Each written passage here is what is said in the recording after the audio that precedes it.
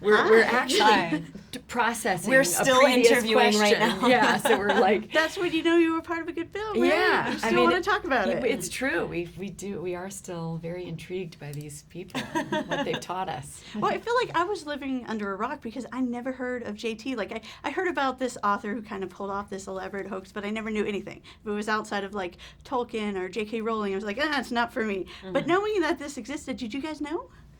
I did not. No, I knew about the novels. I'd heard of The Heart is Deceitful Above All Things. Maybe Sarah, but J.T. LeRoy as J.T. LeRoy, no, I had no idea. Same, yeah.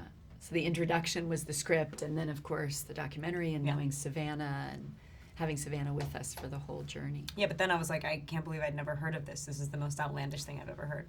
Oh, it's crazy how JT kind of infiltrated the celebrity world. You know, at one point it feels like he's as big as Warhol in terms of like getting with everyone. What was it about him you think kind of spellbound people? Because, you know, they didn't want to just know the author. You know, they needed someone to be that author. Mm.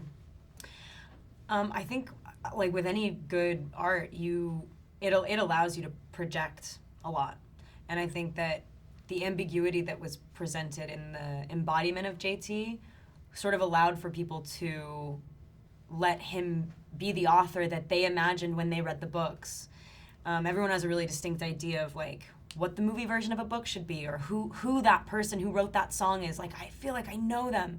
So because nobody really ever knew JT, because JT didn't exist, they were all at least engaged with this idea, and they were engaged with the art. And so as a performance art piece, it was insanely genius and brilliant, because the writing did come from a really true place, even if it was presented as a real story when it wasn't. What is a real story? It did, you know, there are aspects of that story in Laura Albert that couldn't be truer.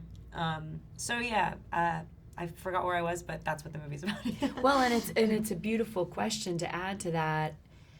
You know, if we ask, would Laura Albert be right to say that if she had told her story as a 45-year-old woman from San Francisco about what happened to her in a group home and with her family and her mother, would that have made not only the bestseller list in the way it did, but would it have moved people to want to protect, take care of, hear the shame of that story and the heartbreak of that story?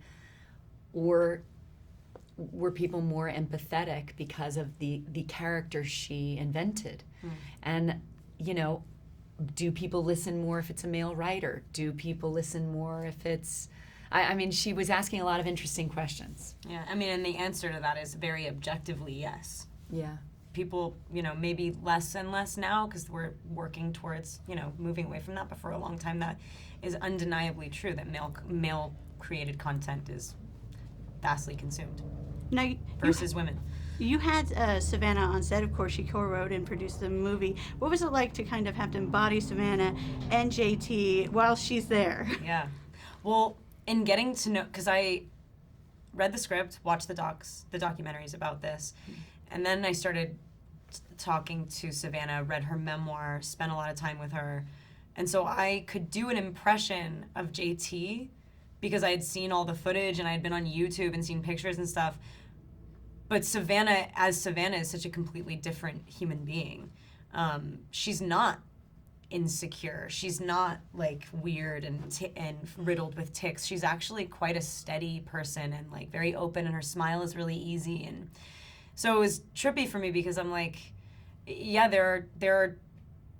she worked out so much of her kind of angst, shame, whatever, in that character. So I kind of relate to that too. Is like I know that feeling of channeling certain energies or questions or sort of like strife into something else. And she talked about that, having like when she stopped playing JT, she felt like she was really there was an immense feeling of loss because there wasn't that outlet anymore. But then she knew that she needed that outlet, so she found it in other places. So it did lead her to her art ultimately. Anyway, having both of them there was trippy, and she also is like one of the coolest, like nicest, most generous, open, present people. It's weird to think of her in such a crazy situation because she's so real, like very real. You know, after the movie, actually, the first thing I did was, of course, go online and just watch parts of documentaries that were made. And it's crazy how much you resembled Laura. It's just like you got her down to the T. And she feels like such a wild card to play. Was that fun? So fun. It was so fun and freeing and crazy and troubling and beautiful.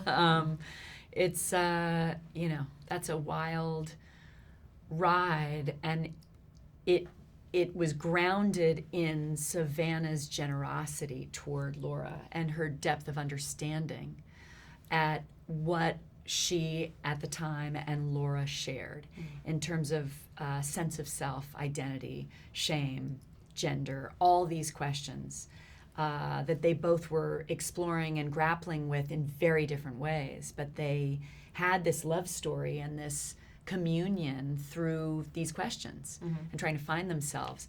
And so that was an amazing thing to explore, because as fun a character as it is on the surface, I had to understand Laura, and therefore did through Savannah's point of view, to be able to have deep empathy for why she did what she did, so that it's not just a journey, a movie about a wild ride, but in fact about what these women were walking through at the time. Well, we're wrapped, but I do have to say that honestly, I was full on